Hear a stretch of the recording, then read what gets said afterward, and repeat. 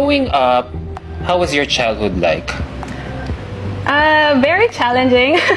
Just like any other woman of color. I mean, definitely there's always a challenge for us. But mine was so different because ako yung tipong bata na kahit binubuli ako, okay lang eh. Parang, I would still play with these girls, I would still play with them. Talaga? Oo. Kasi nung binubuli ako, siguro dahil because of my color, because of my skin.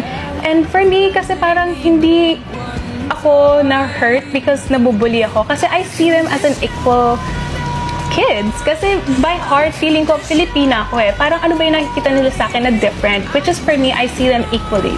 Like, I still see them as Filipino, ganyan. Ako, parang bakit nakikita nila sa akin different? So there is always like a question in my head. And I would always ask my mom, my dad, na parang bakit iba ako? And then my mom would always tell me, you're not different because of what they see in you, because they call you different names. You're different because you're uniquely beautiful. You just have to look at the brighter side. Parang I always remain humble at the same time. And I would always instill in my head yung mga payo sa akin ng magulang ko. Na whatever those people will say to you, don't let that get into your heart. Like, show them who you really are. Be kind to them.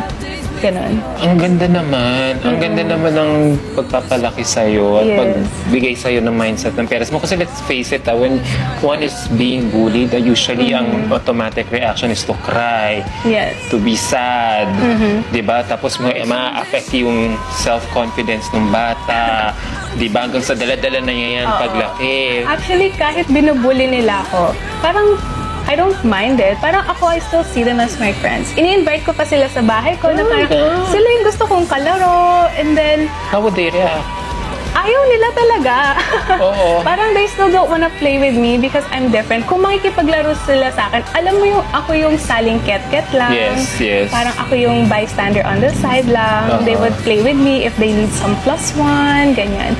Pero ako, parang enjoy pa din ako. Parang I'm just a normal girl who's still playing outside on the street, playing dolls and toys.